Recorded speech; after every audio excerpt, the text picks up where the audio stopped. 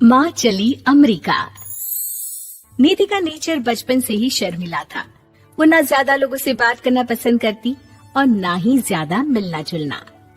निधि, ये पैसे ले जरा और बाजार से चीनी तो ले आ। नहीं माँ, मैं नहीं जाऊंगी, मुझे शर्म आती है, आप ही चले जाओ ना। अरे पता नहीं क्या करेगी ये लड़की, जीवन में कभी कुछ किया ही नहीं सिवाय पढ़ाई और घर के कामों के।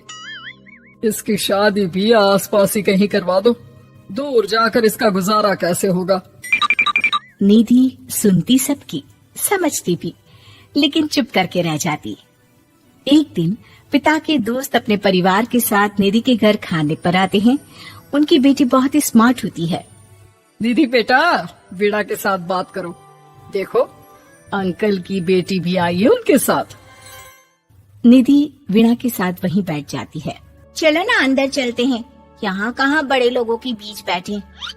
निधि माँ की तरफ देखती है और अंदर चली जाती है। वैसे मैंने ना अपना चैनल खोला है, तुम सब्सक्राइब करना उसमें। मैं ना ब्यूटी और फैशन की बात करती हूँ, ये देखो। ओह, इतने सारे लोगों के सामने तुम कैसे इतना बोल लेती हो? मुझे तो बहुत शर्म आती है। अरे शर्म कैसी? खैर, सीधी सादी सी निधि, उसकी शादी हो जाती है राकेश से।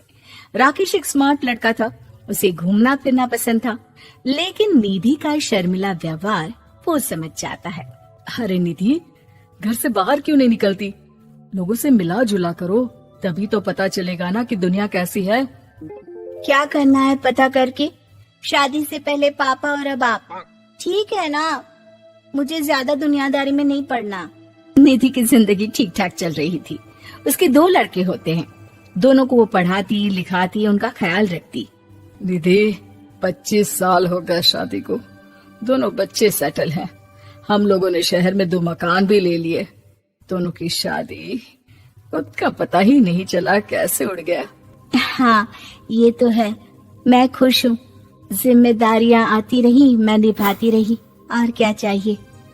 देखो, मैंने सोचा है कि अब हम लोग अमेरिका जाकर रहेंगे।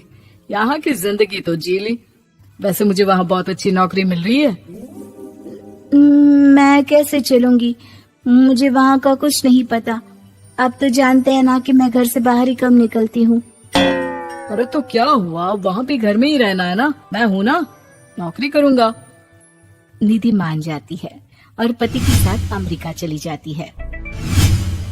माँ, तुम्हारी बहू को बच्चा होने वाला है, तो क्या तुम 2 महीने के लिए यहाँ आ सकती हो? मुझे तुम्हारी बहुत जरूरत है, मैं टिकट भेज देता हूँ। हाँ हाँ, ये तो बहुत खुशी की बात है। मेरा भी मन सबसे मिलने का कर रहा था, पर क्या माँ पर? अब मैं आऊंगी कैसे? पापा से बात करती हूँ।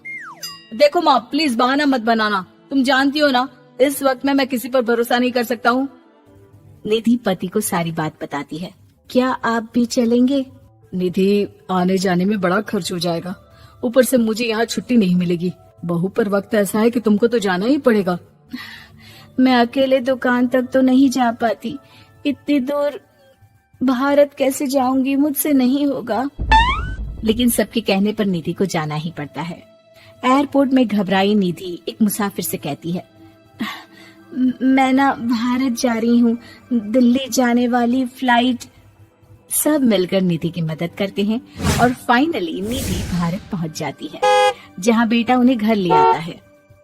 वाह माँ जी, यहाँ तो मैं भोपाल तक नहीं जा पाती, आप अमेरिका से आ गई। भाई, चालाकी तो औरतों में होनी ही चाहिए, यहाँ हम बुद्धू के बुद्धू रह गए।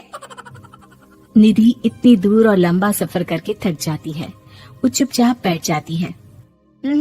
बैठना नहीं है माँ जी, बच्चा पकड़ना है, ये लीजिए। और हाँ, घर का काम तो मैं करूंगी नहीं, जानती है ना शरीर कच्चा सा है, तो मुन्ने को सुलाकर कुछ बना लीजिएगा। निधि को बहू का व्यवहार बहुत बुरा लगता है। जैसी भी थी, पिता और पति की हमेशा लाडली रही थी निधि।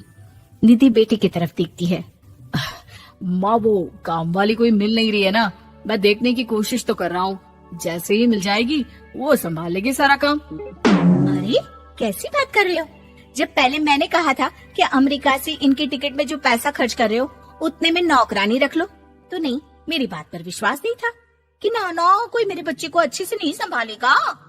अब इनका भी खर्चा और नौकरानी का भी खर्चा। अरे ना जी ना, मैं नहीं संभाल सकती। निधि जैसे तैसे 2 महीने रहकर वापस अमेरिका चली जाती है, लेकिन वहां जाते ही जैसे राकेश उसे देखता है उसके गले लग जाता है। ये क्या हालत बना रखी है निधि, कैसी लग रही हो? खाना नहीं खाती थी क्या? क्या हो गया? निधि पति से कुछ नहीं कहती, बस रोती ही चली जाती है। मैं नहीं चाहूंगी कभी भी भारत, आप मुझे हमेशा यहीं रखना अपने पास। राकेश बेटे को फोन करता है। तुम्हारी माँ की जो दुर्दशा करके तुमने भेजा है ना, मुझे पता होता तो मैं अपनी बीवी को कभी तुम्हारे पास नहीं भेजता। पापा, आप तो रीना का नेचर जानते हैं ना, वो माँ पर हावी रहती थी। अब मैं तो ऑफिस चला जाता था, वो माँ पर जुल्म करती है और माँ भी इतनी सीधी है कि चुपचाप सहती रही। मुझे माफ कर दीजिए पिताजी। खैर, राकेश कहता भी क्या, प्यार दुलार के साथ अपनी निधि को संभालने में लग जाता है। लेकिन कहते ना, वक्त हमेशा एक सा नहीं रहता। अमेरिका में ही राकेश की मृत्यु हो जाती है और निधि अकेली रह जाती है। बड़ा बेटा कहता है, माँ भारत चलो ना, हम लोग साथ रहेंगे। निधि को जैसे ही वो सब सीन्स याद आते हैं वो परेशान हो जाती है। समझ में नहीं आता कि पति के बिना अब जीवन कैसे चलाएगी। मैंने सारा जीवन घर का काम किया, घर देखा और जिंदगी चलाई, लेकिन जिस घर में रही सबने प्यार दिया, मैं वहां नहीं जाना चाहती। तभी राकेश जिस कंपनी में काम करता था उसका मालिक निधि के घर आता है। वो भी भारतीय ही होता है। दीदी, राकेश ने आपके बारे में बताया था।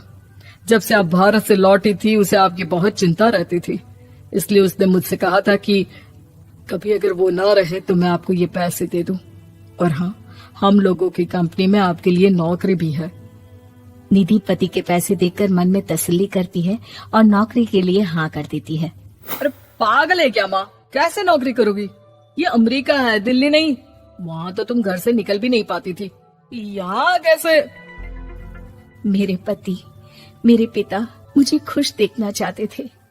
वो लोग जब तक थे मुझे किसी चीज के लिए ना फोर्स किया, ना कभी कमी होने दी। पर अब मुझे जीवन जीने के लिए घर से निकलना ही होगा। बेटा, तुम तो अगली फ्लाइट से भारत लौट जाओ, मैं यहीं खुश हूँ।